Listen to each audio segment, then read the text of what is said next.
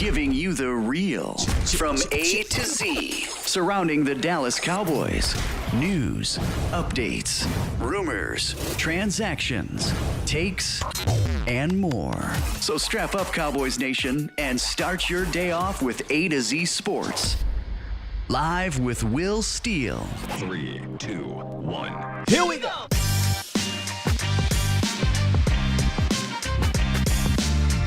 Okay, Texas with the weather.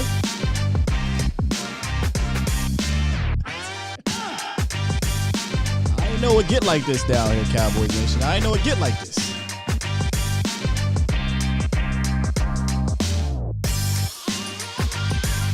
Good morning. Good cold morning here in Dallas. Good people, welcome to A to Z Sports Live, presented by Texas Family Fitness. Streaming live on YouTube, Facebook, and Twitter. I am your host, Will Skywalker Steele. Come on, Texans. Y'all got to let me know it gets like this. I'm sitting here walking around, hoodie. 2, 1. Here we go. Acting like everything is good to go. Wake up, it's like 15 degrees outside. I mean, listen, I'm from the Northeast. This don't really bug me too much, but I'm just saying. Y'all got to prepare me for this. My guy TC915 said it's once a year. All right, once a year I can deal with it. Coming up today, we're going to dive into a trend that the Cowboys need to take a hard look at that should alter their offseason approach, if we're being honest. I happen to be doing some digging, and I got to fix that date back there. Happen to be doing some digging, and I'm like, wait a minute. I don't think this is a good thing. So we'll talk about that today. In the roundup, Jerry Jones spoke at the Senior Bowl. Jerry, Steven, as well as Will McClay spoke at the Senior Bowl. And Jerry had some very oddly interesting things to say. Y'all know me. I don't really like to listen to too much of what he has to say. But reading through the notes and then going back and listening myself, I thought this one particular thing Jerry spoke about was have my antennas kind of raise up a little bit. And it should have McCarthy's as well. So we'll dive into that. And then later we'll hit the Twitter streets to wrap up the show to kind of preview what we'll be doing tomorrow. So stick around for that. And as always, you guys can call in 351-999-3787, 351-999-3787. Fresh said, Jerry just talks without saying it. He truly does. Jerry has a great ability to say, get his point across. He'll use 500 words. It could be a simple point, but 500 words, and it's a lot of Jerry-isms. So it's not a normal conversation. But and the clip I'm going to play in the roundup is not a normal conversation either. So shout out to everyone that's joining us today and every day here on A to Z Sports Dallas live, presented by Texas Family Fitness. We have some PA folk. Tommy says Sky left PA to get out that code. I did. I mean, that's not the reason why I left. But I came down here thinking, we're never going to see that. Open up a window, it's snow out here. Not surprised given what you guys had to deal with last year down here in Dallas. I'll take it. I will take it. I kind of skipped a year. I missed that historic winter last year, thankfully, and I hope everybody is fine from that, by the way. Suave TV says snow in North Texas. Yes, indeed it is. Gotti Baby said, hope you bought your Timbos in Texas. Come on, Gotti Baby. Come on, man. If I could, I'd show you my Timbs right now. Listen, man, I'm from the Northeast. It is mandatory. I mean, I lied to you now. I'm getting off track a little bit here. Once October hit, it's Timbs all the way to like March. So, yes, Gotti, I might have 2-3 of them things up in the closet. But, yes, I definitely rocks the Timbs. In fact, when I came down here and I was wearing my Timbs, I had people actually come up to me. One person came up to me and said, oh, man, I'm like, y'all don't got these down here? Y'all don't wear these down here? It's kind of weird to me, but nonetheless, different places, different faces. So I definitely rocks the Tim, Gotti Baby. I definitely rocks the Tims. Shout out to those that are here. Once again, let's get some. Chase, Washington, Jose Christian, Mike Harris, C. Burleson, Suave TV, Samuel Rowe, our guy Gotti Baby, Jose, Jessica. Miss Jessica's in the building. I haven't seen you in the chat in a while, Miss Jessica, but that's because I do the morning show now. Usually you were there when we did the evening shows. Stevie Mac, the Mod God's here. Tommy Robertson, Fresh Fade TC915.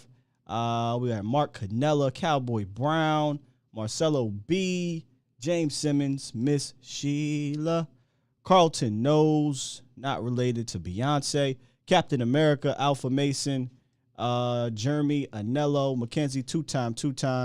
And over here on Facebook, that's right, CJ, definitely got the butters. The Phil Tims low-key are also underrated, but I don't have any of those this year.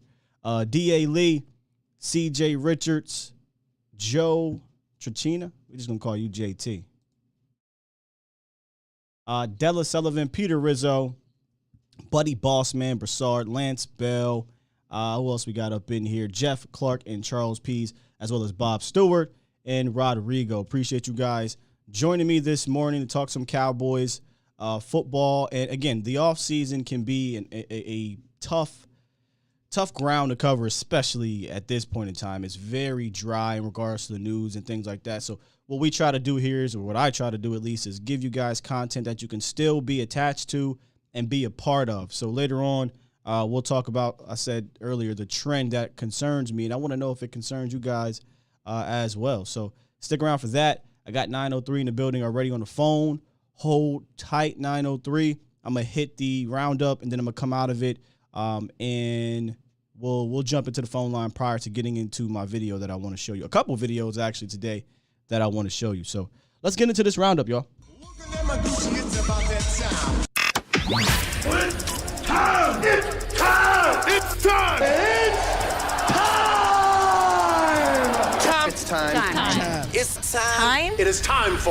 It's time for the morning roundup.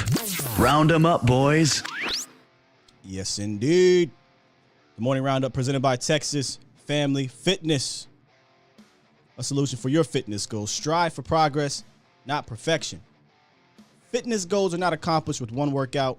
Progress towards your goals with Texas Family Fitness. Check out any of the 9 locations in the DFW area or visit TexasFamilyFitness.com. Now, straight up,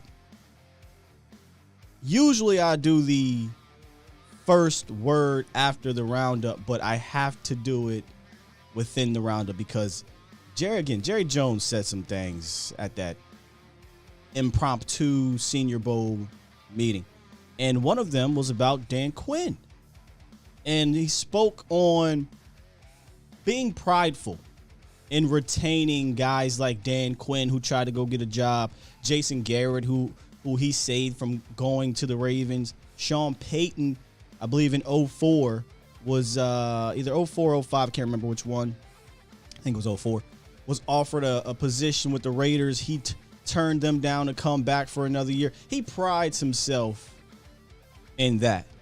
Well, listen to what Jerry Jones had to say about those 3 guys, including one, Dan Quinn, in the first word. Check this out. And by the way, I know because I've had, as I mentioned, I've had it happen 3 times. Now, 3 times. 3 times. It's quite similar circumstances. And he did stay here. He stays here because there's always and always has been, with every coach, the idea that of every one of those 3 coaches have said they'd love to be the head coach of the Cowboys. What? Yeah. Okay, everyone. And so my point is that that has, in my mind, that has a lot of logic as to why they might not take a job now rather than one or wait and see how the cards go in future. Does that make sense to you? Yeah, so do you view Dan it has to be. potential? You couldn't do this if you weren't an attractive place to be a coach. Right. You couldn't get people to not take or to not do it if it weren't a very attractive place to coach. Yeah. Do you consider Here, not that he's said that he'll be here. Let her ask the question, Jerry. Damn. You couldn't do that. And that was the case with all 3 of the coaches that have turned down opportunities. Do you consider Dan a potential future head coach of the Dallas Cowboys? But he's certainly qualified. Ooh-wee. He's very qualified. Yes, I would consider. If I didn't have a coach, I would have been interviewing him for coach. Yeah. Ooh. What'd you say, Jerry? Hold on. What'd you say? Fresh Phase said, damn, basically told McCarthy to watch your back. Yo. Jerry. Run that back. Jerry, you can't do that, sir.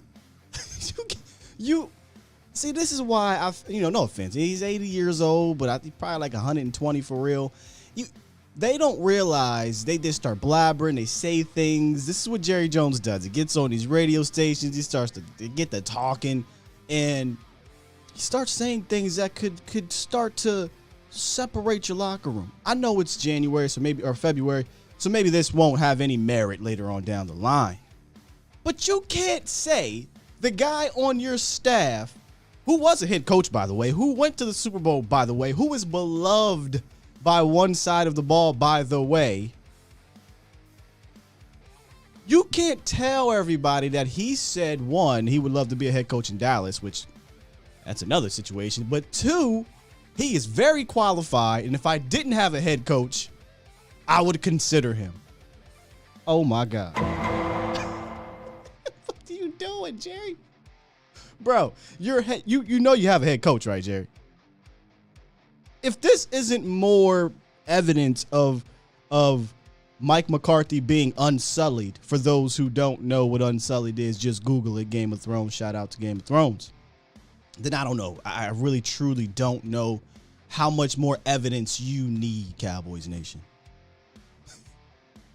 Goodness gracious.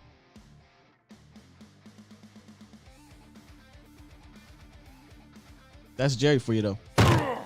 Moving on. Jerry Jones also was optimistic about bringing back Randy Gregory. Again, sometimes the things he says is very interesting. He said he feels very good about retaining Gregory. He met with his agent at the Senior Bowl and feels optimistic. Both sides can work something out. This is what he said about working something out with Randy Gregory. Quote, knowing our time together and some of the pluses and some of the times that we've had to work through and some of the not so fun things that will serve us well in negotiations. He said, I'm comfortable with Randy. We can just sit there and look at each other and not say a word, but talk up a storm. So to me, it sounds like they feel like they can get Randy Gregory on a quote unquote team friendly deal due to the troubles, right? And the fact that they stood by him during those troubles. And that's something that a lot of you guys have brought up in the chat and on the calls and things like that all year when Randy was doing well. We're like, well, maybe because of, the suspensions and the mental issues and the weed and all that stuff, maybe he'll give a discount. What we think may be a discount may actually be what Randy wants, but I still don't believe Randy's going to go into the negotiation table and say, you know what, you guys stuck with me, I'm going to sign here for $8 million. Like, I feel like if you're going to get Randy back, it's going to still be a very high price. I'm just hoping it's not to a point where it affects you from bringing back a guy like Jaron Kearse as well. You should prioritize both of those guys. If they do indeed prioritize Randy, you should prioritize Kearse as well. I don't want to lose a guy like Kearse because we're paying two defensive ends $20 million a year. If they do, cool. On a personal level, get your money, Randy. But that's a high price for 2Ds. So I think it's something they got to look at. Mo says Dallas will lowball him and get him. They're going to lowball him. That's what they do.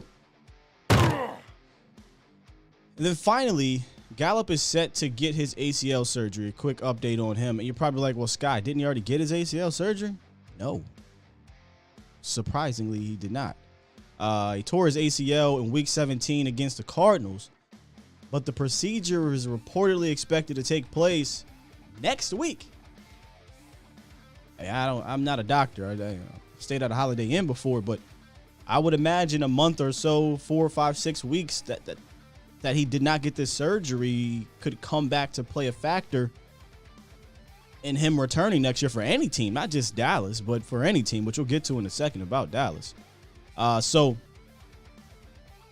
I found that to be very interesting. That was the morning roundup presented by Texas Family Fitness. And Mo says right there that it's something I could have put in the roundup, but I didn't want to. The 7-Eleven deal that Dak has, Juju Smith-Schuster also has, and he said he'd love to come play in Dallas, et cetera, et cetera. Unless they get rid of both Gallup and Amari Cooper, I don't really see that happening. Someone on a lower scale, like remember Randall Cobb, who said he came in Dallas because he wanted to play with Dak, and then Dak helped revitalize his career. Went on, got paid with the Texans. Somebody like a Randall Cobb, I can see that happening. But Juju, I think, is still A, going to want to get his money, and B, going to want to be the man. None of that would happen here. Even if you get rid of Coop, even if you get rid of Gallup, you still got CeeDee Lamb. So it's something that it's cool. It's fun to talk about. They talked yesterday. They had the little press conference, but I don't really see it happening. All right. So before I get into the Michael Gallup situation, because I want to show you that video I did yesterday and talk about, because he's part of the reason why I started thinking there's a disturbing trend. Before I get into that, let me get the 903 and then we'll jump back in, y'all. 903, what it do?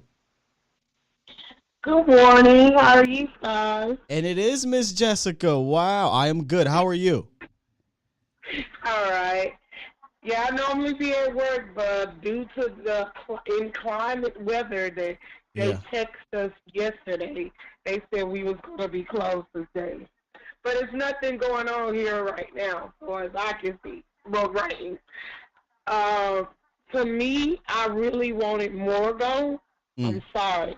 Because when you get on national media and put your whole game plan out there for all the other teams, all opponents, and these people heard what you said, that you just take what the defense gives you, and so they say, okay, we're going to give you faith.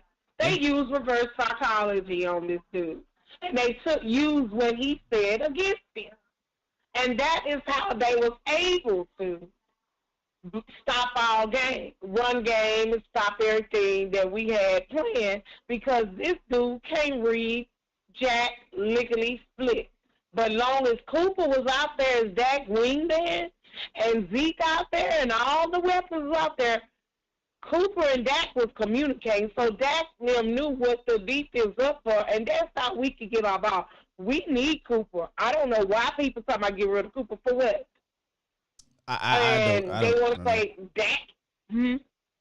The people that want to get rid of Cooper, it's and the D laws and things like that, is because of money. But then I say, okay, that would be reasonable if the Cowboys use that money to go get prominent free agents. But that doesn't happen. So now we're getting rid of talent, and we're not replacing it with at least replacement level talent or better. It's never happening because the Cowboys don't use that money for that kind of free agent on the market. But as regards to Kellen Moore, he's the exact opposite of McCarthy. McCarthy is keep it close to the vest. He doesn't like to disclose what he's doing, doesn't like to disclose game plans. In fact, he'll snipe at you in the media if you try to get a game plan question out of him. Whereas Kellen, sometimes a little bit too smart for his own good. And he likes to show, he likes to show that in the media, and then sometimes on game day he tries to show it as well. He talks that game, but he don't walk it. You know what I'm saying? Actions speak louder than words. You know what I mean? Yeah. Your action is poor. And then you had this power trip, and you got mad because of what Cooper said, because you knew it was the truth, and because this man is smarter than you. See, Cooper know how to read defense very well.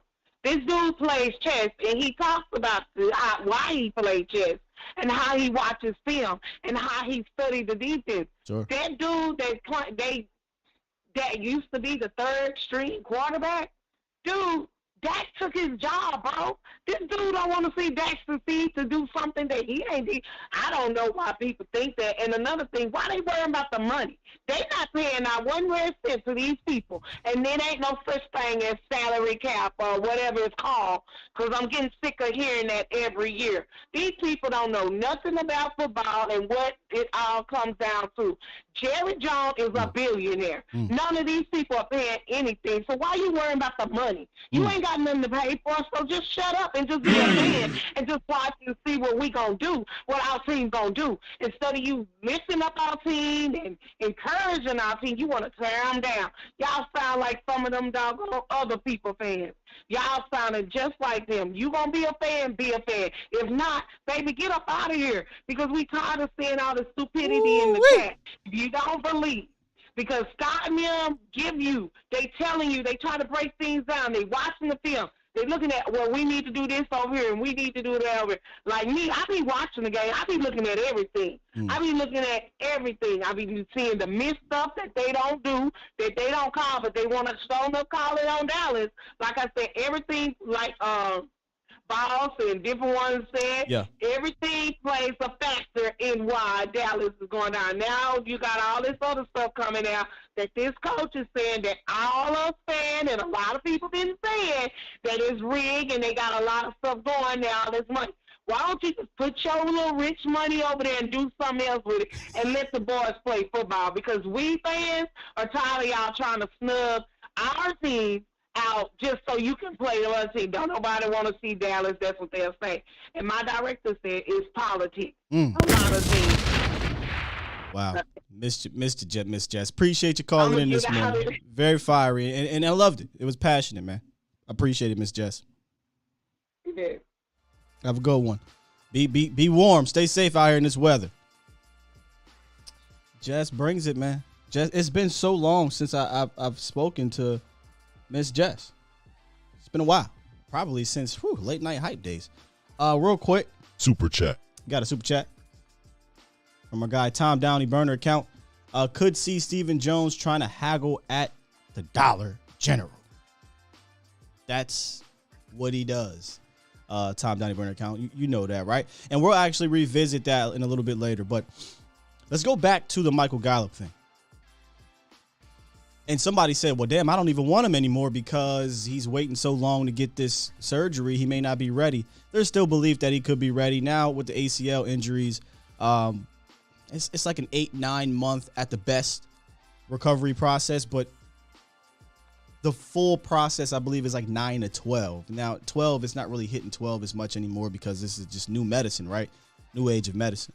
But when I dropped not Amari Cooper, a Michael Gallup video yesterday, and that kind of sent me down a rabbit hole. That in a staff meeting we had at A to Z Sports that had me thinking about and coming to a realization about this 2018 draft class and the uniqueness in it. And it made me say, well, what happened with the other draft class? Before I show you that, though, here, I'm going to show you guys the Michael Gallup video I did yesterday, and then it's the resign or replace, and you guys can make your decision on whether you want to bring him back or not as well. But this is how we got here with Michael Gallup, as opposed to just a full-fledged opinion on it, resigning him or replacing him.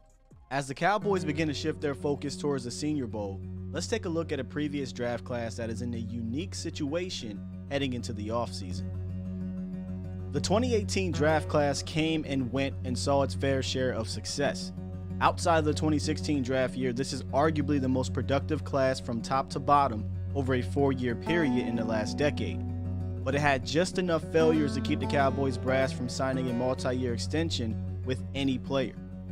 So now they're presented with the question, re-sign or replace? The darling of that class is none other than Michael Gallup. The Colorado State product came on late in his rookie year, saving his best for last in the postseason. He'd carried that momentum into his second year, posting his first and only 1,000-yard season. Entering his third year, he was one of the young wide receivers on the rise, but the Cowboys on draft day had a lamb fall in their laps and couldn't pass up on the talent and value. Gallup would follow up his second year with a respectable 2020 season. Without starting quarterback Dak Prescott and seemingly becoming third in the pecking order, he posted 843 yards, 5 touchdowns, and showed off his clutch ability. But in 2021, the worst kept happening. Week 1, Gallup strained his calf muscle, causing him to miss 9 straight games, and then in Week 17, tearing his ACL in a crucial matchup with the Arizona Cardinals. In between, Gallup showed some of those clutch traits and unique athletic ability, but it all coincided with the offense not finding its rhythm the entire second half of the season. As it stands right now, the Cowboys have a big 2 at the wide receiver position they can stand firm with. but questions are lingering around the head honcho's future in Amari Cooper. Dallas could elect to run it back with the big three, hoping to get Gallup on a cheap one-year deal. It's a classic Stephen Jones move that did pay off for the Cowboys in 2021. Find a veteran player coming off injury or something to prove with enough intriguing talent on the right side of 30. Boom! One-year deal. There's also the other side. They can replace Michael Gallup in the draft and try to find, well, another Michael Gallup. So what would you do, Cowboys Nation? Re-sign or replace wide receiver Michael Gallup? Let us know in the comments and why. Re-sign or replace one Michael Gallup. That was the How We Got Here segment of our segment. How We Got Here video. My bad here. How We Got Here video with Michael Gallup.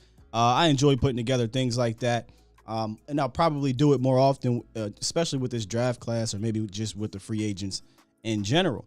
But as I was putting together that video, or as I was thinking of putting together a video like that, it made me think.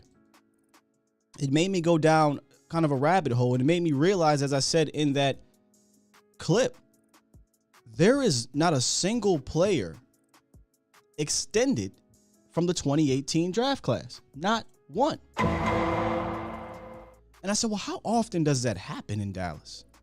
Right? Usually there's one or two guys that they extend. And at first I'm like, well, that's a good thing, right? You get one person, you get two people that you can extend from the draft. That's a good thing. But is it really? Is it really?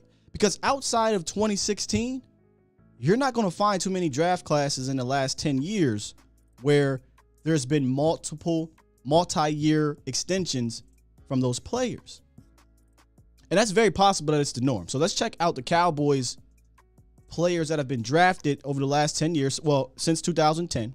You can't use 2019 and 2020 because they're not eligible to be extended, or 2021 for that matter. So these are the players. These are the number of players extended and the actual players extended from 2010 on multi-year deals. Go ahead and hit this. I want to show you guys. I'm going to show the actual draft classes as well. So in 2010, you had Dez Bryant and Sean Lee, the only two. And if we go and look at that 2010 draft class, show you real quick. If we go look at that 2010 draft class, you had Dez, you had Sean Lee, Akwazi Owusu-Ansah, Sam Young, Jamar Wall, Sean Lissamore. That 6th round, 7th round pick. Sean stuck around for a little bit. Sam Young, Jamar Wall did not. Akwazi Owusu-Ansah got a shot, but never really stuck through, which sucks because he's from IUP, and that's always root for those guys. So it was just Dez and Sean Lee. That's it for those two. Now let's go back. If you look at 2011, the 2011 draft class, you had one, just one, and that was Tyron Smith. Now that draft class wasn't all bad. In fact, that's the one class you could argue. The one class you could argue was up there with the 2018-2014 class in regards to production. And let's take a look at that. You had Tyron Smith obviously going to the Hall of Fame. Bruce Carter, often injured, but a very good player when he was playing.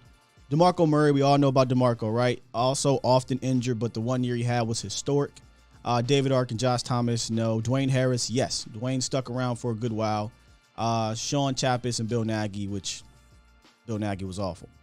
So that class was pretty solid, but again, only Tyron Smith really stuck around long term. Like, okay, well, we still got some time, right? Let's go to 2012. Morris Claiborne, Tyron Crawford, Wilbur, Johnson, Cole, Hanna, and McSurdy. Only person that stuck around long term from there is Tyron Crawford. Wilbur left. We know about Matt Johnson. They call him the unicorn. James Hanna was in and out, often injured.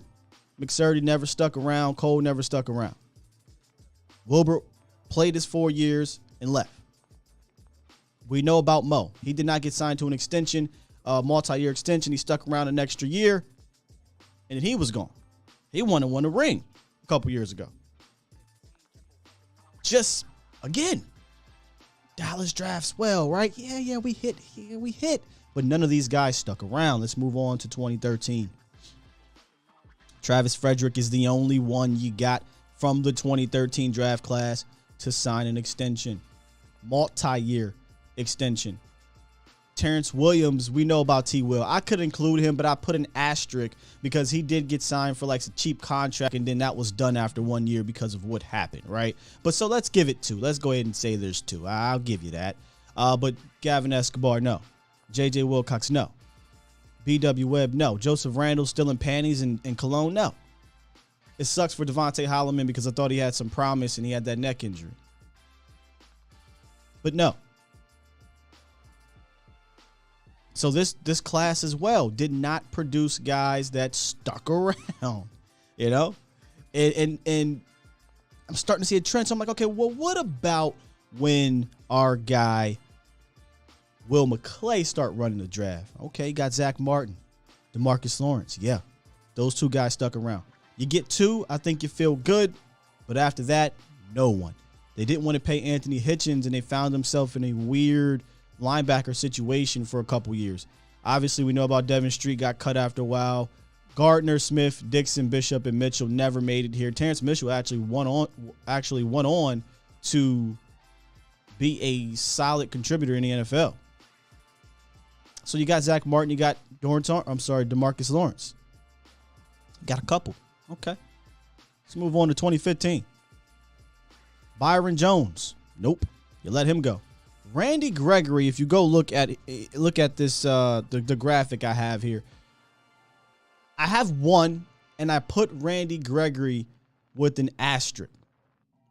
And the reason why I put Randy Gregory with an asterisk is because the circumstances around him, due to the suspensions and things like that, there was restricted stuff. There was just a bunch of weird things that went on contractually that allowed him to stick around past his normal 4 years. And then they decided to sign him on a 2-year extension. I believe it was 2 years ago for the extreme cheap. So I'll give you Randy Gregory, but even Randy Gregory was something that was like, well, I don't really know until this past year. Right? Then you go to 2016. That's where they really hit. And honestly, the 2016 draft class probably saves this team. Ezekiel Elliott, Jalen Smith, Malik Collins, Tapper, Prescott. Now, Tapper didn't stick around. A.B. Frazier. The only players that didn't contribute in this draft class were Charles Tapper. He had like a year with the Cowboys. And Darius Jackson. That's really it. Rico stuck around. He wasn't a major contributor, but he played games. But you had major contributions from Kayvon Frazier. Obviously, Anthony Brown resigned. Dak, obviously. Ezekiel Elliott and Jalen Smith. Revisionist history here. Jalen's gone. Malik's not here. Tapper's out. AB is, are we really, AB is what he is. He's a cornerback 3 at best 2, given the right coaching, right? Rico's not here. Day's not here. Kayvon Frazier's not here. So 2016 was the draft class where this is how it needs to happen for Dallas. And this isn't normal, period. You don't normally get this kind of success out of a draft. But I'm going to tell you why they need to. We move on to 2017. I mean, I don't want to say disaster, but just not a good class in regards to top to bottom and contributions. Now, you got, obviously, Cheetah Bay, Jordan Lewis, and Xavier Woods. You say, yeah, they contributed. Yeah, absolutely. Xavier Woods played above his draft status, but he's no longer here. Ryan Switzer was traded after a year or 2. Jordan Lewis is the only one from that draft class that was extended. Cheeto was gone, playing in the Super Bowl with the Bengals, and Taco, well, we know about Taco. Noah Brown, I don't include him because he didn't get a multi-year extension. He got signed on these minimum deals and then restricted deals. We're strictly talking guys that were hits to the point where you're keeping them around as core players for multi-year extensions. So 2017, another failure in that aspect besides Jordan Lewis. You get to 2018 because this is the last year you can sign guys going into the season. Again, up and down this draft, I do believe this is the most productive, not the best, the most productive draft outside of the 2016 draft class. Meaning Leighton Vander Esch gave you a Pro Bowl year, starts, right? He gave you some production. Connor Williams, we don't like Connor, I get it, but Connor Williams was a starter. Michael Gallup is Michael Gallup. Dorrance Armstrong gave you good 4 years, developed into now a good rotational guy. Dalton developed into a tight end 1. Cedric developed into a reliable wide receiver. I will give the 2018 draft class, Cowboys Nation, I'd give that a solid B. I'd give it a solid B. But the problem becomes you didn't extend anyone going into the season. I'm not saying I'm getting in front of it, but Dallas usually does get in front of things like this. I get it. Connor Williams and Leighton, you want to wait and see. Obviously, you don't really want to wait and see with Leighton. You're not going to do it. Michael, you could have did it with Michael Gallup, but you didn't. You could have did it with Dorrance, but you didn't. You could have did it with Dalton, but you decided to pay Jarwin. So, and you could have did it with Ced, but you didn't. You restricted free agent him, or you gave him the tender. That's what you did with Cedric Wilson. So, when you go and you look at the drafted players who signed multi-year extensions as core players over the last decade, it's very meh. It's not a lot. And it needs to be. Because if you are a team that is reliant on just drafting and shopping, as my guy Tom Downey burner account would say, at Dollar General, at Family Dollar, at Marshall's, or TJ Maxx, then you need to draft better. I know that's blasphemy when you think about the Cowboys drafting, right? That's blasphemy, Sky. What do you mean they got to draft better? Well, I'm going to tell you why they got to draft better. Because this is what they do in free agency. This is what they do in free agency. You can't pride yourself on drafting, but then most of your draft class is not extended to stick around because they weren't good enough to stick around. So which is it? Are the Cowboys really good at drafting, or do they just hit early on? 2016, that's almost an outlier, almost never happens around the NFL. Amazing draft. 2018 was another productive one, but if you really study that draft, it was really hard to extend some of these guys because you just didn't know yet. And go figure, right? When you want to extend them or you think about extending them, you say no. They hit the final year in their contract, and guess what? You get a career year from Dalton Schultz, right? You get a career year from Dorrance Armstrong. You get a career year from Cedric Wilson. Michael Gallup already showed you that I'm worthy of keeping, but you didn't sign him because you got your receiver in tow. Cool. So now the numbers go up on these guys. Now, it's very possible this is the norm around the league, right? Where you only get one guy you extend, maybe two guys you extend. That's very possible, Cowboys Nation. But it can be an issue for Dallas when you're not active in adding mid to top tier market value free agents. So yes, Dallas does a good job drafting, but they don't do so damn good that they can ignore free agency in the trade market the way they do. And that's why this is kind of concerning the more you dig deep. They have to find a sense of urgency in free agency and in the trade market. They have to find that sense of urgency. And the reason why Stephen Jones can play this is how we're going to do it, right? This is why Stephen Jones can be, I'm patient or don't need to have a sense of urgency, is because he's making the decisions and his job status is not in doubt and never will be. Real general managers, if they don't hit on extended guys or they don't hit in free agency or they have these results over the last decade or so, they'd be in trouble. Steve doesn't have to have a sense of urgency. Where's it going? So I just wanted to point that out.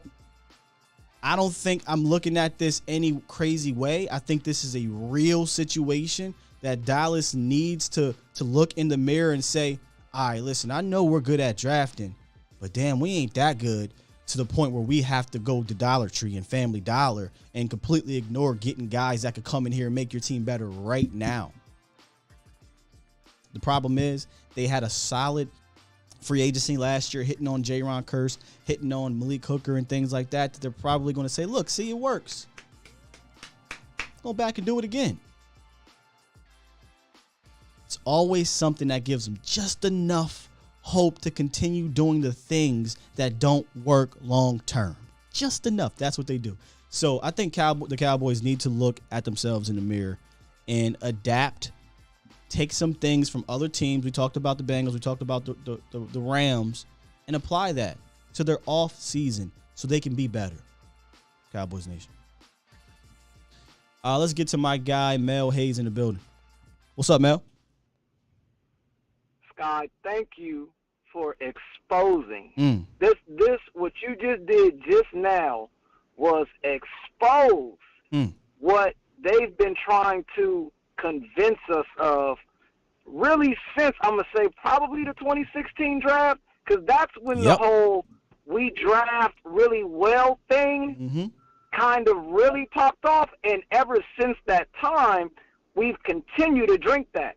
But it's funny because the slogan around here is, we like our guys. Yep. That's the slogan. But do you?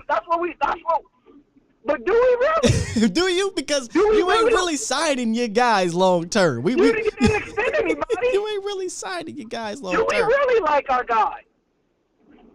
Do we really like our guys? Mel, do we really like Michael Gallup?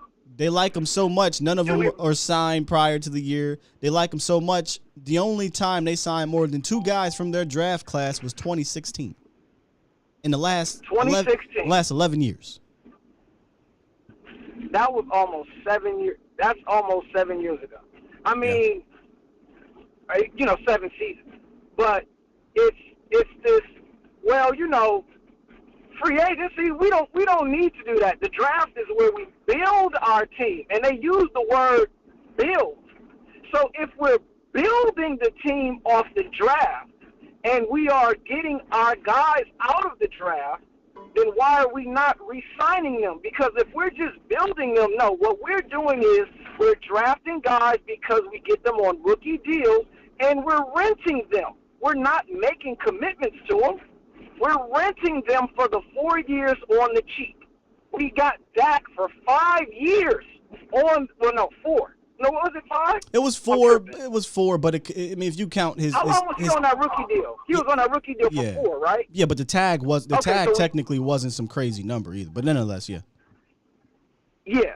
So we rented Dak for 4 years. Then we got him on the tag for the 5th year.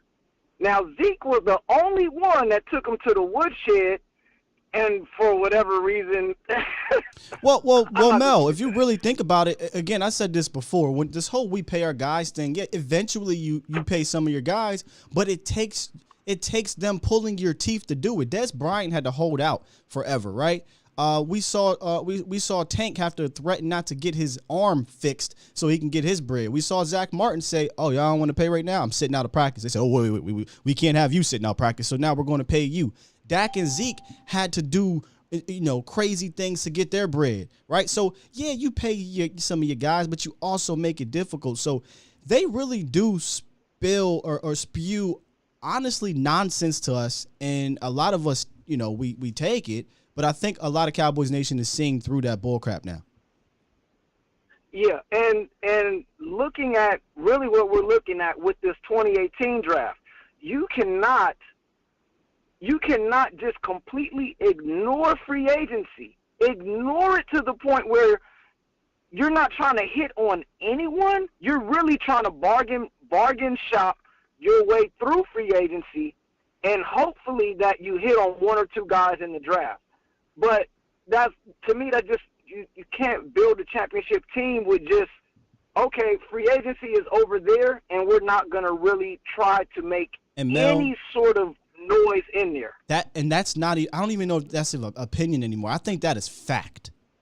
I think you could argue, at least in Dallas, or if you look around the league, that is fact. Most of these championship teams that go to the Super Bowl are playing in the championship game year after year. They have paid premium in free agency or paid premium in the trade market to get to where they were. They didn't just rely on their guys. Because think about it. When you're just relying on your guys, you're relying on first year, second year, third year players for the most part. And then you're relying on tier 3, tier 4 veterans in free agency from the Dollar Tree. How are you ever going to get over the hump if you don't mesh your young talent with some established talent like the rest of the league?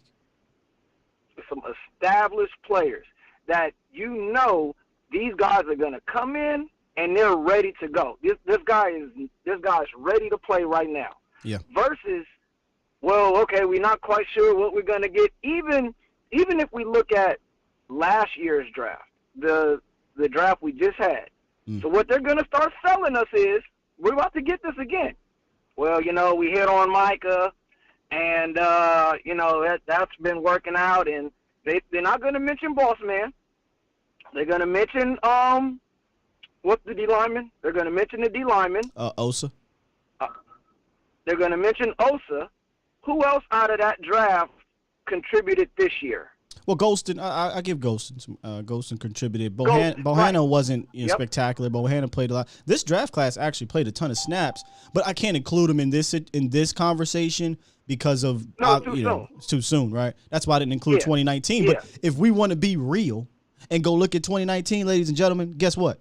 I bet you nobody in that draft class is getting signed to a multi-year extension. Not one. Not a Tristan Hill. Not a Connor McGovern. Not a Tony Pollard. Not a Donovan Wilson. Not one.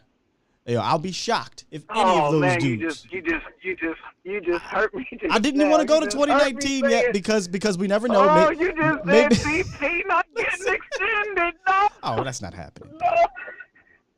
I know it's not, but I don't want to live in reality just yet. Oh no. I'm gonna be real with you though, Cowboys Nation. I don't even know if he should. Like I love TP, but you can get another goddamn TP. But again, and this is going down. We're talking next year, right? We're talking next year. But I'm just saying, TP was drafted in the 5th round, right? 4th or 5th round. There's a ton of those fluid backs like that come out every year, and it's at a position where you don't need to invest a high price in it. We've had this conversation, Mel. We've talked about this off air. So I can't really see anybody in that. And maybe that's another video we'll do. I just can't see another guy getting signed in that 2019 draft class. I can't. Yeah, but to the point of today's topic, we have to, as fans, we have to come to a reality of this is really what it is. Stop drinking the we draft well and we like our guys, because what you just did was really expose that that's not true. That's just being told to us. Yeah. Because the reality is we're not extending these guys. We're not making commitments. They draft better than most. They draft well enough, but we have to stop, as my guy B. Bird says, overvaluing our own players. We have to stop overvaluing our own drafts. When you really look at it now, like I just showed you, like let's not get it twisted. They do draft well, Mel. Like they draft well enough to where guys can contribute for the most part, but enough to where they really truly love their guys to extend them. Clearly not. So if you don't draft well enough to do that, then you need to utilize the other pillar that I talk about in offseason: drafting, trading, and signing free agents. You gotta utilize those other two. I'm not saying all three if you're scary, more than one way. But there's more than one way. There's more than one way to acquire players, and for some reason we're locked in. I don't know when. I think the last trade we made, and you can correct me if I'm wrong, I think that was Robert Quinn. Yeah. That's the last trade I remember was Robert Quinn. Do more of that. What's the harm in those kind of trades? And usually you'll see teams do that and they extend those players. We didn't do it. Robert Quinn had a tough year last year, but now he's had one of the best sack years in the history of football, right? About like 19 sacks or something like that. And if we're talking about team building, we take a look over here at the LA team, and I know people get mad when this comes up, but they made 2 or 3 trades this year. Or I don't know if they made 2 or 3 trades, but I know I know the Von Miller was a trade, and I think OBJ was a free agent acquisition after he got cut. Yeah, the biggest lie that Stephen Jones tells us is that talent acquisition is a 365-day-a-year job. It is not to you, Stephen. You know what it is? It's a job between March 17th and April 1st. And then it's a job between May 2nd, whenever the draft is, and those 3 days. And that's really where it ends for the Cowboys in regards to talent acquisition. Occasionally, they'll get you a Everson Griffin in the middle of the off season, but that's very rare. And then once the season comes, you can forget about it. Unless their backs are against the wall, they're not making those kind of trades in season because, once again, we like our guys. Yeah, and I know somebody somewhere is going, well, they got Amari, blah, blah, blah. Okay, Backs against the walls. Do more. 2018. That was 2018. Don't bring do it again. Do it more. And probably before that was probably 7 years. So, no, they're not acquiring players during the season. When did the Rams acquire Jalen Ramsey? Was that in the off season or during the season, Scott? I don't. If I was a Rams fan, I'd probably remember the exact month, but I don't quite remember when that happened. Yeah, I know. I can't quite remember. I know he was disgruntled. I think it was during the season. But I feel like it was during the season. I think it was during. I feel like he cussed the coach out. He didn't play a game, and then he was traded to the Rams. Not too long after that. Yeah. And even when one more, then I'll let you go. Yep. I thought the most interesting one you brought up was the Byron Jones one. Because if you're really saying, well, we like our guys, now I'm going to be honest. I personally am not the biggest Byron Jones fan. But if we're just being honest and we're talking about productivity, he was a very productive player. You let him walk without a plan. Your plan was to hopefully we get somebody in the draft. Now they did. They hit. The plan, they went out and they did exactly what they do. They drafted. They got Trayvon Diggs when they said, we're going to sign Darryl Worley. I mean, that's what they do. Seriously. That's exactly what they did. They said, we got to get a veteran, man. We just lost one. We got to go get a veteran, man. We got to. We went and got Darryl Worley.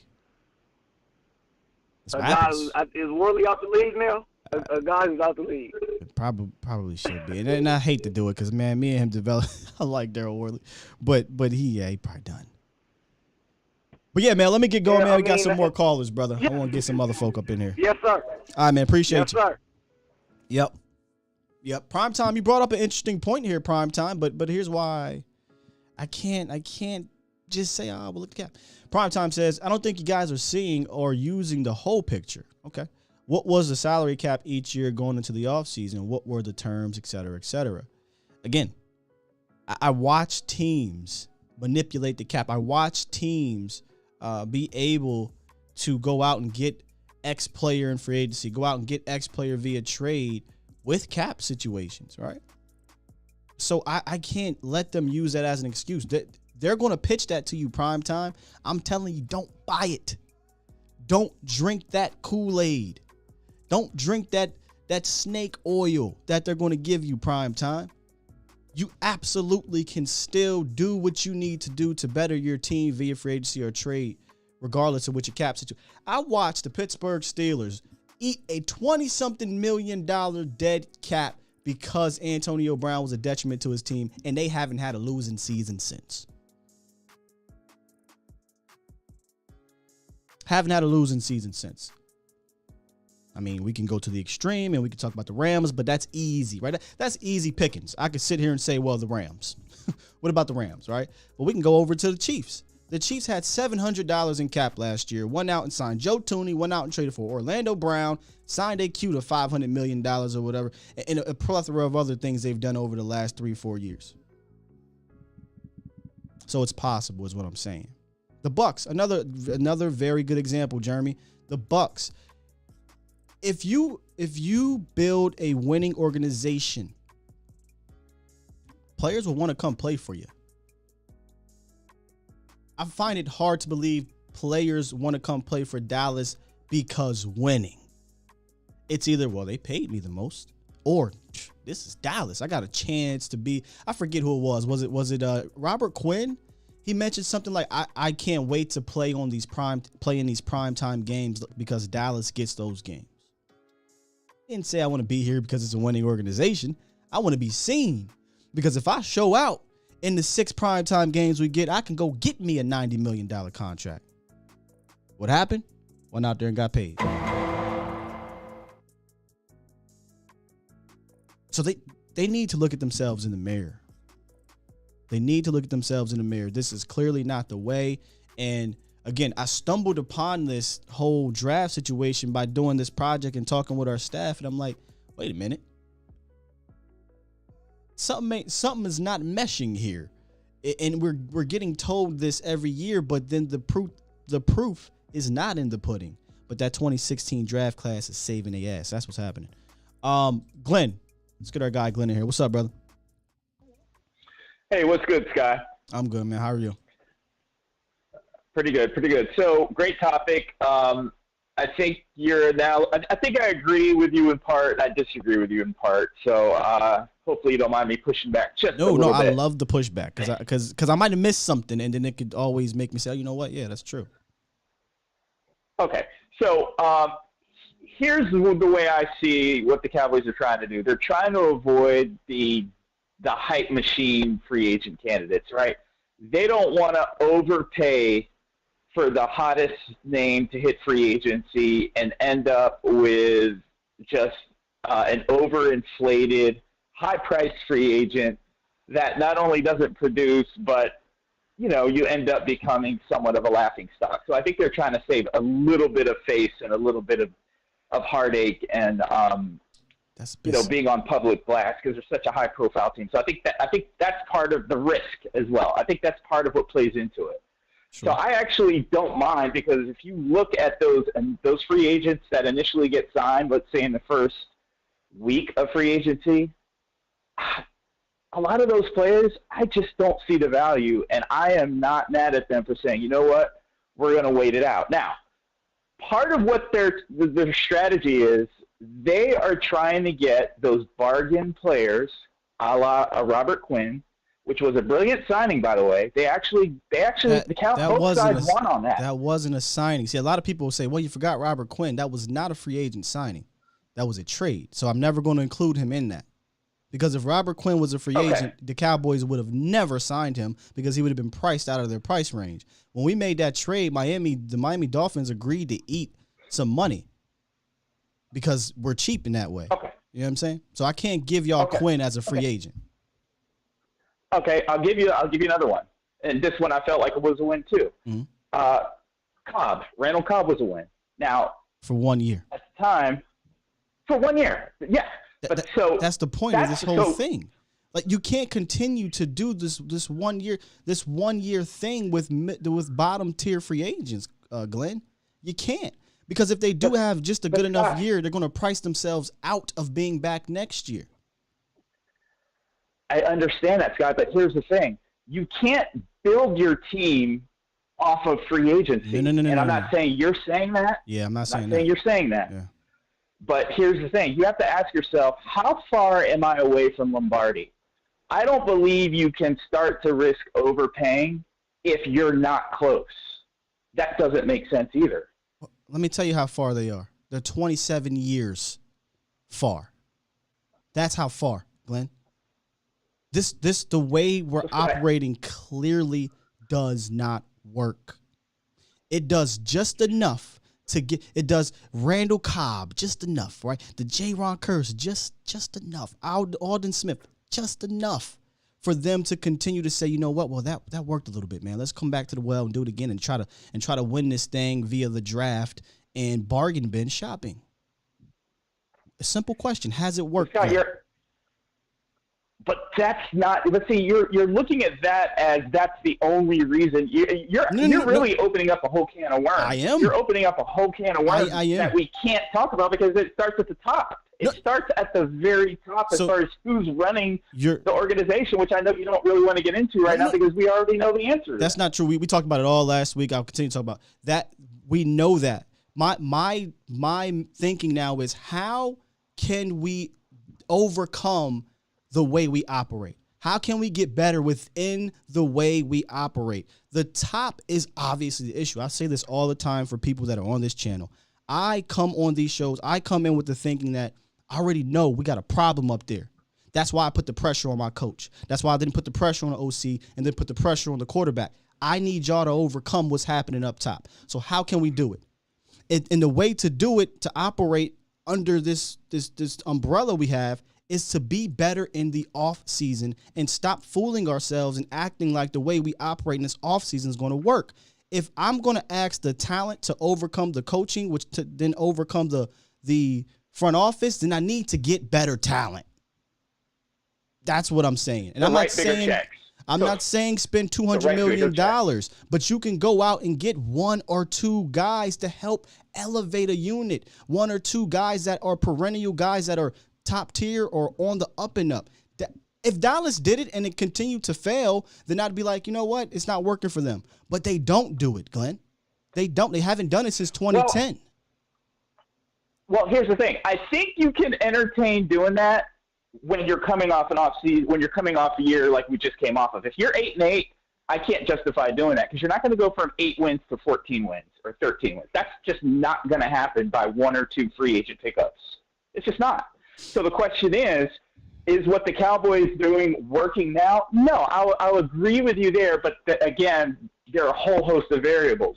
The only thing I think you're leaving out is, and maybe you did touch on it and I didn't hear, is the fact that they are getting compensatory picks. I don't know if you've done the analysis on that. And again, what you do with those compensatory picks is a whole other analysis. Oh, you got Dak Prescott. I don't know. Maybe.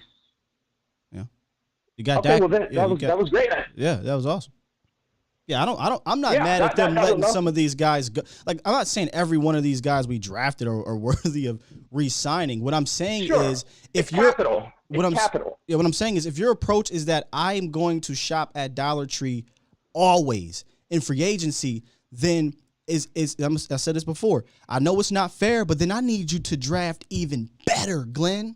If I'm going to shop at the Dollar Tree all the time, I need you to draft even better, because now that's all you're relying on. Where I see teams go out and get a honey badger, you know what they told me? You know what they told us, Cowboys Nation? You know what they told us, Glenn? Honey badger doesn't really fit what we do. What? What is it that you do so damn good on defense that you can't go pay $7 million for a honey badger, Glenn? See, it's things like that.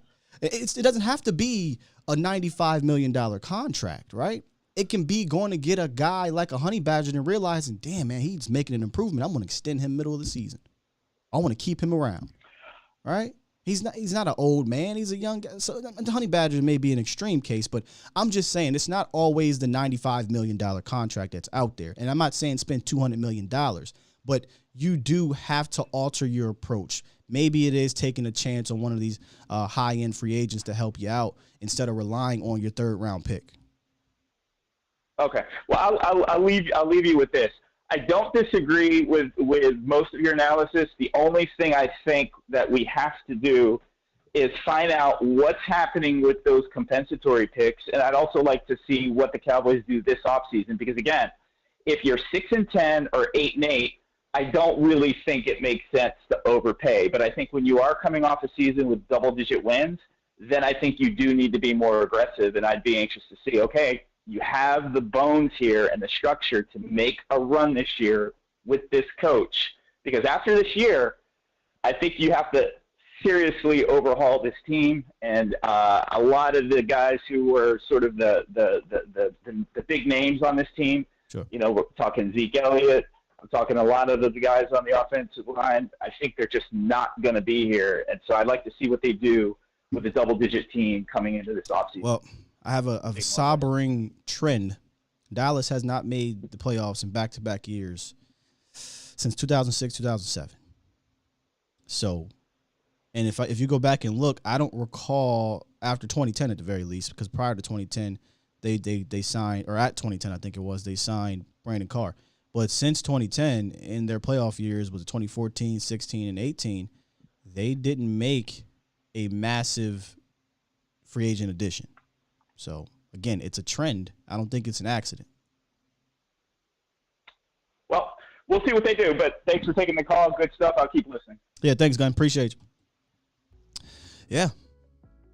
That's what I try to get to you guys. I'm not asking them to be the Giants. Remember the Giants? And if you were a Giant fan, you probably felt great that they went out and they tried to win, and they almost got there, but it didn't happen. I'm not saying go spend $200 million in free agency, y'all. I'm going to keep on saying it and keep on saying it and keep on saying it.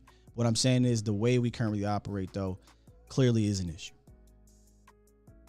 There was a comment in here. Okay, Greg Field said, the truth is Dallas is a free agent pit stop. You can come here if you're injured, desperate, looking to build your value next year for another team, or on your last stop looking for a payday. You ain't lying. You ain't lying, bro.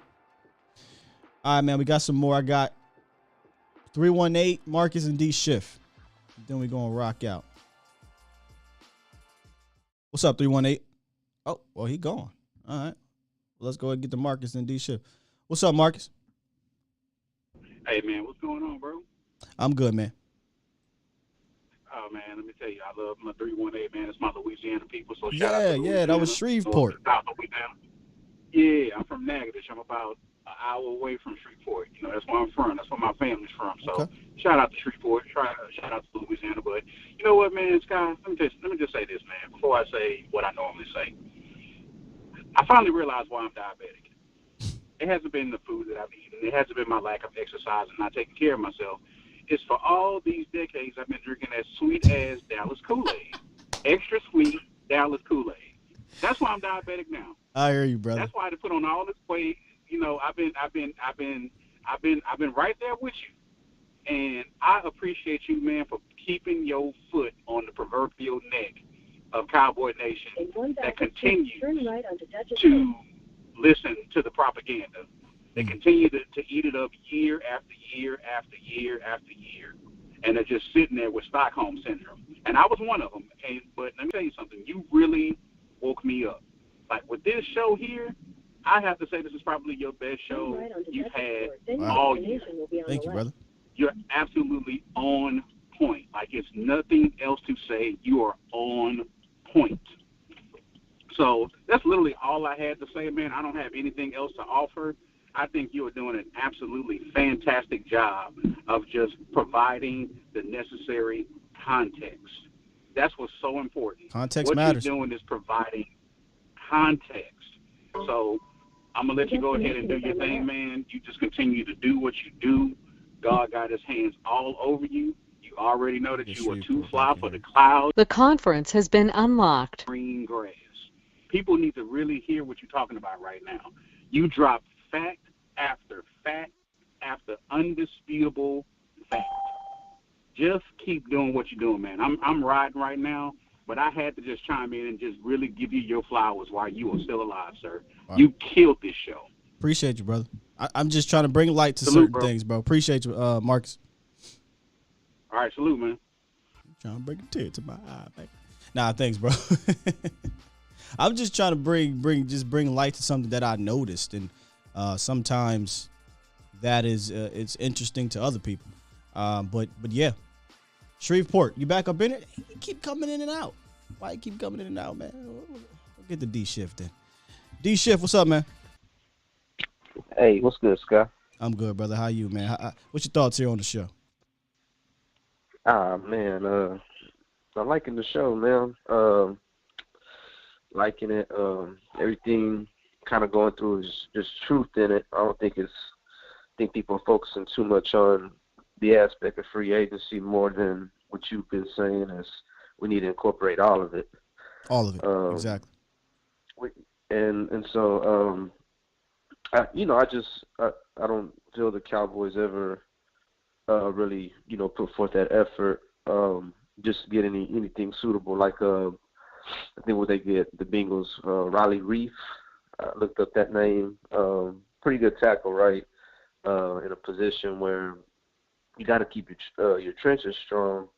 You know, I think the Cowboys have had a chance to go out and get a couple suitable guards, and they never do. They'll, you know, kind of keep, like you said, just keep going on with these draft picks that they have really no intention of signing. And it's just a formula that it doesn't work.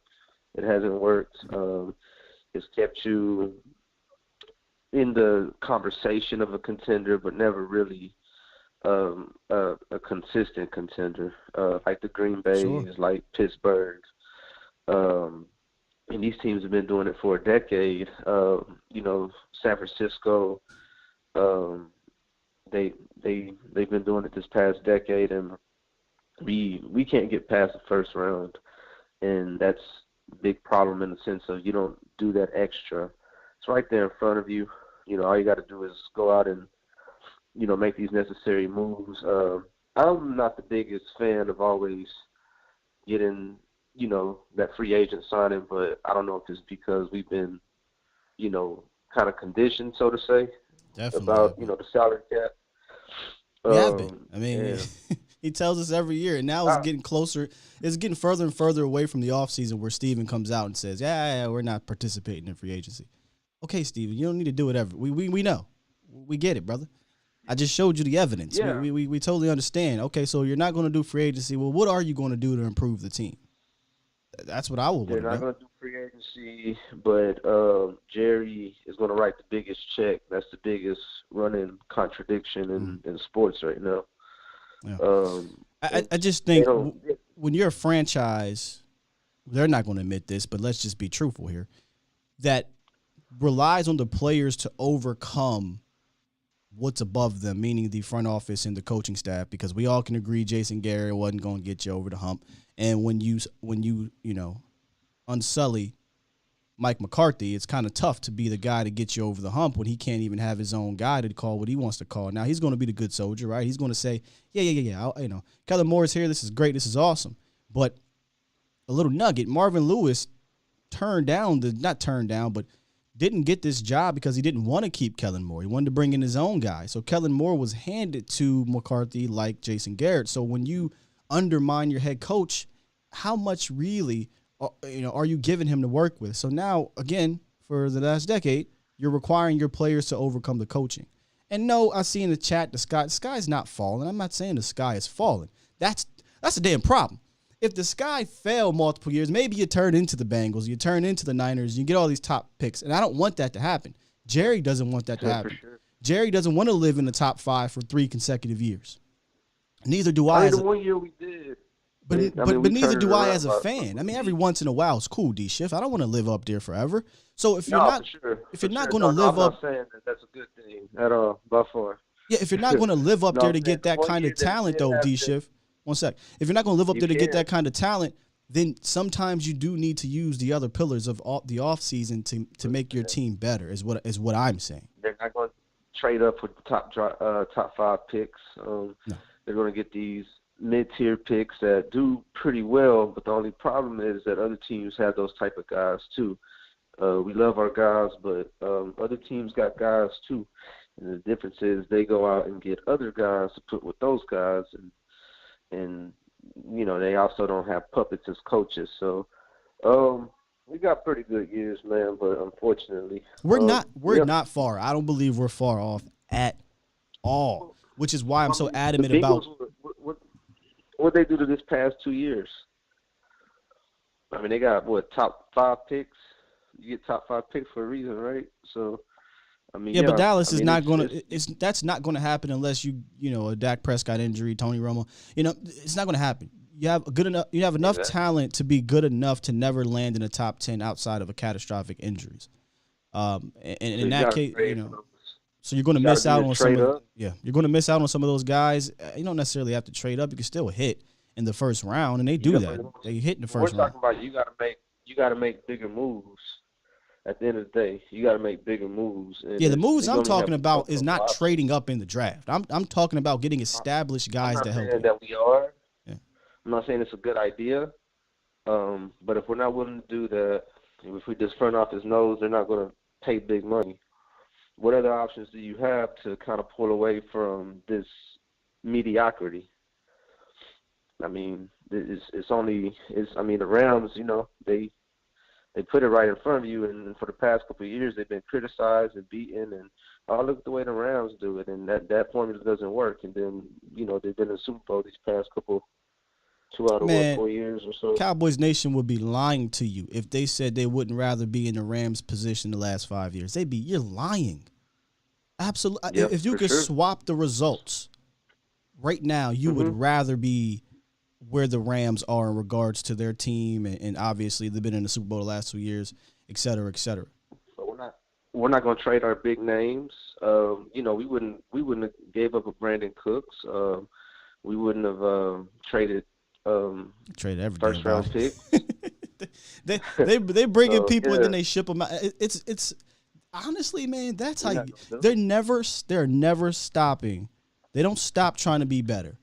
They do whatever the hell it takes to be better. And eventually, we keep saying eventually the rooster's going to come home. All right, well, when the hell is it coming?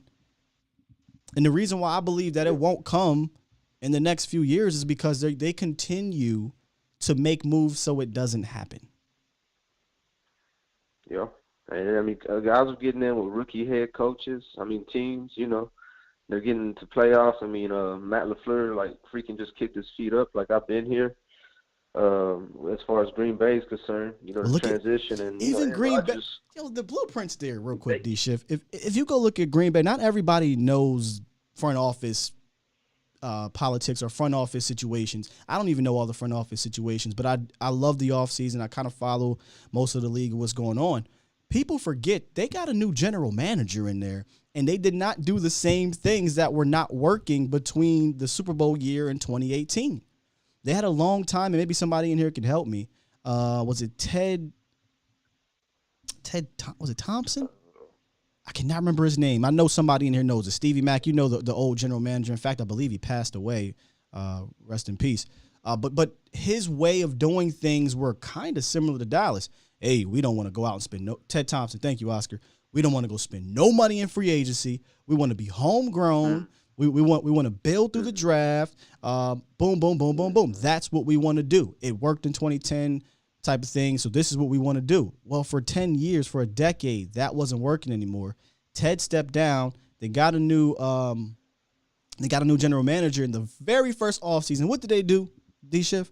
They went out, spent money on the defense, and the defense went from being not so good to really good the last couple years. And they've been in, 2 straight NFC championships. Obviously, couldn't get over the hump, but they've had postseason success. So they changed up their They changed up their operation to aid the players they already had, and you can get on them for drafting Jordan Love, but the point is they had the willingness to change because what they were doing wasn't working for a decade. Yeah, it's so many examples. So they don't know how to put it all together. It's just same formula, don't work.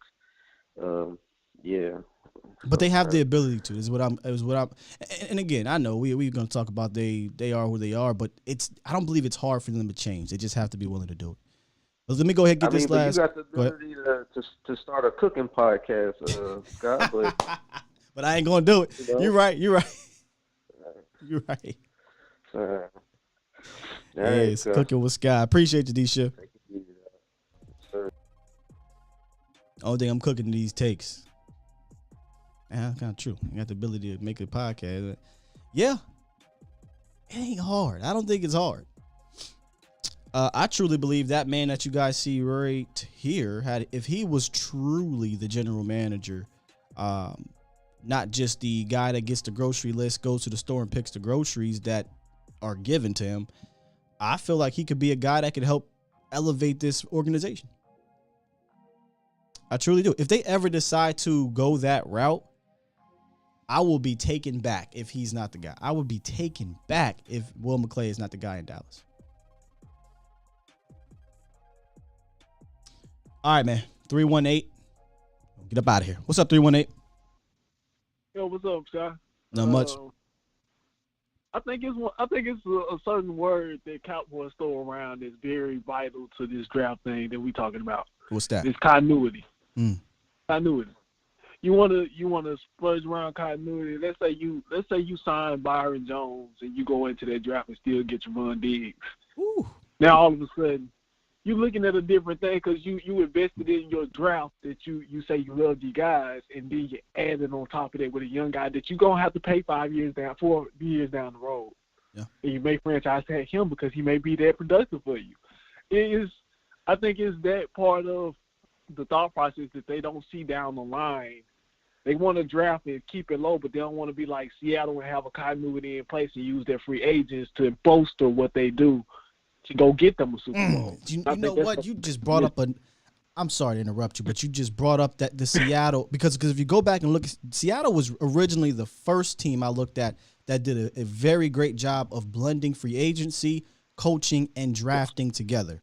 If you go back and look at their Legion of Boom years, we're going to talk about the obvious guys they brought in, right? The Legion of Boom secondary, Bobby Wagner, things like that, KJ Wrights. But if you go look up front, they brought in some free agents outside of the organization to help aid that Legion of Boom. We give a ton of credit to the secondary, but they had a front seven that was really damn good consistently that they were churning. So, yeah, Seattle's another team that meshed those three things together very well.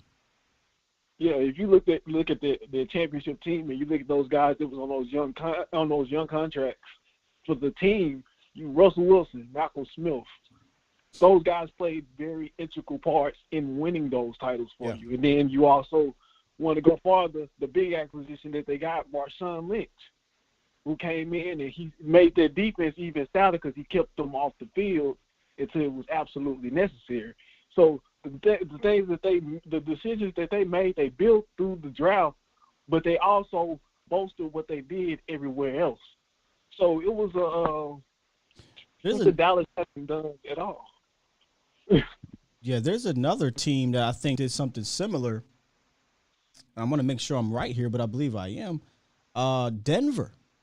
I think Denver won on a spree in 2015. And when I say a spree, I don't mean they spent $200 million. I mean, they made some success. But they went out and got some guys in free agency to help them win that Super Bowl. Yeah. They said, we're close. We know Peyton is on the last leg of it. Peyton's the big one, but Peyton didn't help him win that Super Bowl, but he helped him get to the other one. Peyton was on the last leg, and it went out. Yep, DeMarcus Ware is one, Aqib Talib, TJ Ward. Like, these were guys signed in offseason and said, you know what, we want to get over the hump. We're going to try to go for this gusto and win. I don't think there's enough sense of urgency with Stephen Jones because he's like, if we don't win, I'm here next year. We'll try to continue to build on it. And the thing about those teams is they were more than just a player away when they made those acquisitions. Emmanuel they Sanders, were world leaders before they got it. So, you kind of can look at Dallas and figure that out, opposed to what the Rams, same thing. Rams wasn't just a player away. They went out and got that is the biggest load of crock when people say a player away. Well, we're a player. There's no such thing. Multiple players, maybe. And then you add it with the coaching move or, the ability for your front office to kind of step back and let the people do their thing. Yeah, it's a whole bunch of things that come into play there. It's never really just one player. Unless you're Tom Brady. But even Tom Brady. I can't fail you on that one. That might be the only one. But nah, seriously though, man, they made some moves too though. The Bucks. I mean, it's there. There's so many ways to skin the cat, and the way the Cowboys skin it, you could argue they haven't even caught the damn thing yet. So, if you get you Michael Parsons twins, it's gonna start off pretty good. Hopefully, maybe if you can do that, let's do that.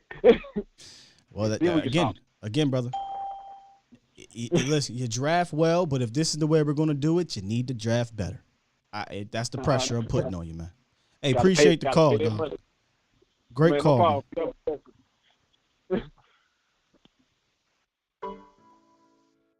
Yeah, I forgot about that. Those were the two teams I used to talk about a lot. Was the 2015 Broncos and the Seattle years where they were constantly in the playoffs, getting to the Super Bowl, NFC Championship games.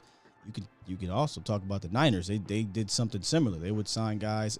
They would pair it with them drafting well. And that's all I'm saying. All right, listen, New York. I'm going to let you come up in here. New York. Then we out of here. What you got for me, 917?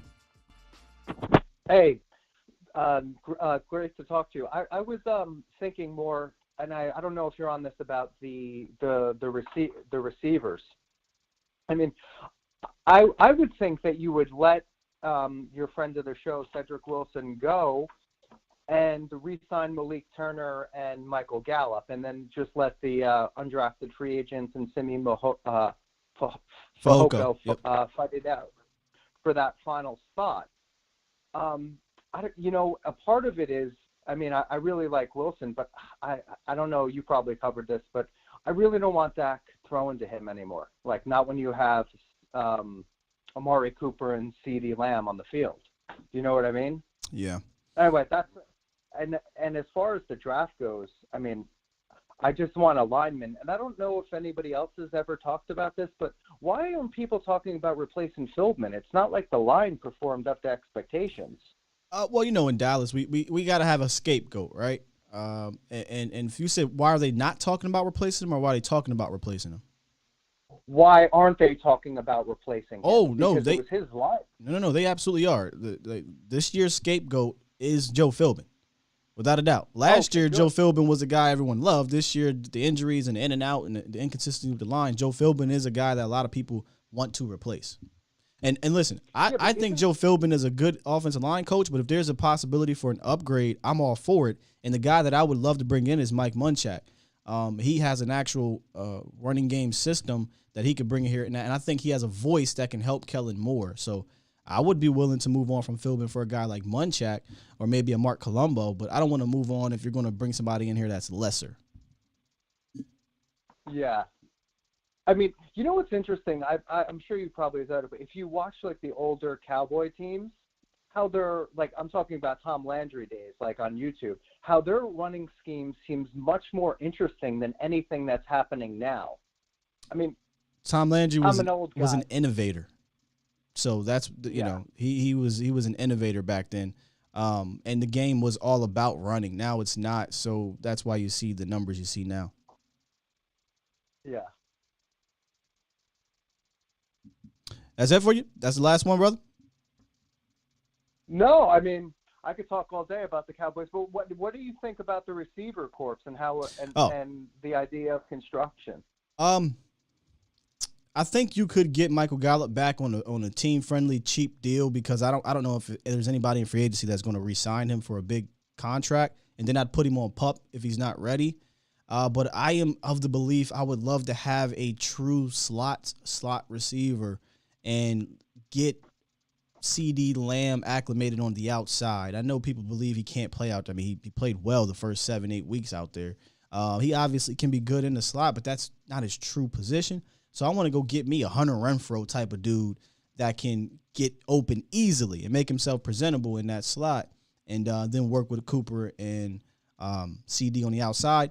And then if you do re-sign a Michael Gallup, then now you have a solid 4. But you're saying bring back Malik Turner and Gallup. If I bring back Malik Turner and Gallup, I have a bunch of similar receivers not named Coop, right? Like Coop is different. Coop could be the slot guy, but they'll never do it. So I kind of want a little bit more diversity in the wide receiver room, and to hope that Simi Fehoko can step up. But, that's 6th-round pick, right? 5th-round pick. It could take a while. Yeah. I mean, it took Noah Brown and Cedric Wilson 4 years to really be productive in the lineup. But would you draft somebody, or are you going to go sign a slot? I would draft someone. I think you can get, like I said, a Hunter Renfrow from the slot. He was a drafted player. I don't. If I'm going to pay money in free agency, I would. I know you don't want to do it, but I just bring back Cedric. I'd have to go look at the wide receiver free agents. I haven't done that just yet. But Ced he can be that slot guy. He can route you up in there. He's quick. He's got smooth feet. I like Cedric Wilson. I just think that he played well enough to price himself out of Dallas. Yeah, I mean, my only thing is I just think Dak looks for him too much. So I want the ball to Cooper. That's my main thing in the offense. Yeah, that's going to take a mentality change from the quarterback and the offensive coordinator. They're going to have to change the way they approach the game, period. Kellen's going to have to change the way he game plans, and then Dak is going to have to change the way he thinks it through. Sometimes I talked about this before. You're going to need to have some confrontation with your OC, maybe confrontation with your wide receiver. Screw this play, screw this game plan. We need to do this. We need to get the ball here. I've said this over and over and over. I've exhausted this take, but Dak Prescott needs a little bit more in his system. You know, there was an interesting thing I saw about Tony Hill and Roger Staubach play. How Staubach was in the huddle and literally changed the route. I wish Dak would do more of that and be like, you know, Amari, CD, you do this. I don't care what anybody's saying. What I don't want to do is make it seem like he never changes. Sometimes he goes to the play or to the line of scrimmage and he's doing too much, and that can get him in trouble. But that's because the way the offense is, the game plan is. It's, again, the defense dictates to you what to do. And if that is your game plan week in, week out, it can become a little bit easier to manipulate the offensive scheme to your favor. And we've seen good defenses and smart defensive coordinators do that. And, again, I don't believe Dak is Peyton freaking Manning. He's just different mentally. And I think they're asking him to do Peyton Manning things at the line of scrimmage too much. He's really good pre-snap, but they're asking him to do it too much. Find a scheme, find a feature scheme, run the ball better, right? And do the things that work over and over till a team makes you stop. But, hey, man, appreciate the call, brother. I got to get going. Can I ask one more? Real quick. Well, what are you doing at tight end? Drafting. You're letting Schultz walk? Yes. Take that comp pick, and we'll get me one of these tight ends. It's a good draft class for him. I agree, 100%. All right, brother. Appreciate you. All right, thanks, man. Thanks for taking my call. Appreciate no problem. The show. Great call. Yeah, we're going to feature. In fact, let me go ahead and tease what we're going to be doing tomorrow. I'm going to hit these Twitter streets because the Twitter streets is going to tease what we're doing tomorrow.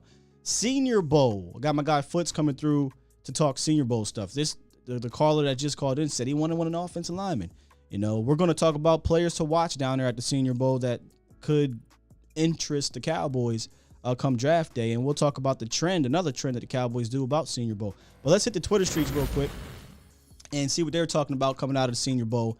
And this one right here, two guys that I like down at the Senior Bowl right now, Jermaine Johnson and Darian Kennard, had a one-on-one show the other day where Jermaine Johnson got the best of Darian Kennard on one snap, and Kennard got the best of him the other two, and that opposing defense team had to do push-ups because he lost to 3 reps.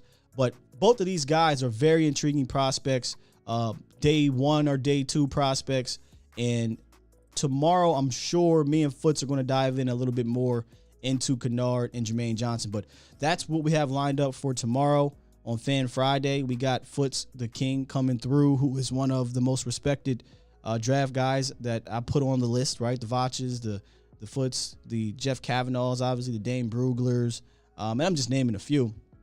But I hold them high in regards when it comes to this draft stuff because they put the work in, and I trust their football acumen. So we'll have Foots on tomorrow. We'll talk about not just Kennard, not just Jermaine, but some other guys down there, what positions the Cowboys should be looking at, and who can help them right away. So make sure y'all tune in tomorrow, and I think it'll be another good show. Today was a really good show. I honestly didn't expect it to go this long, but you guys were awesome, per usual. And again, my final take on this whole thing is, if you're going to operate this way, then you need to be able to tweak it. Just like I said about Kellen Moore. If this is going to be the offense we have, you have to tweak it. You got to tweak it. And I just need Dallas to tweak. And it's not like it needs to be some crazy things that have to happen in the offseason. They just need to be a little bit better in the way they approach it. That's all. All right, Cowboys Nation, I appreciate you guys. Today was great. I'm going to go ahead and press this button so we can get up out of here. Make sure y'all tune in later. A to Z Sports Prime Time, the final show of the week for Mauricio Rodriguez here on A to Z Sports Dallas, Facebook and YouTube, as well as Twitter. Make sure y'all give me a follow as well on Twitter at Skywalker Still. If you haven't, I'm always on there chatting, man. Y'all were great. Appreciate you. We out of here. Peace.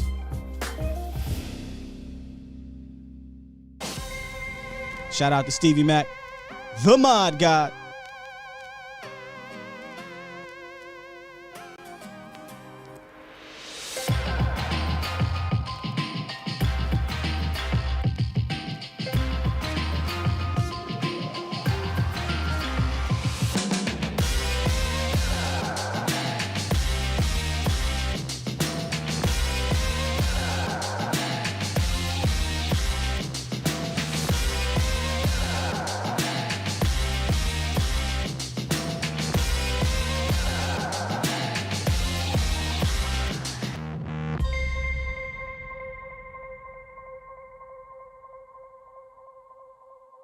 I want me some glory hole.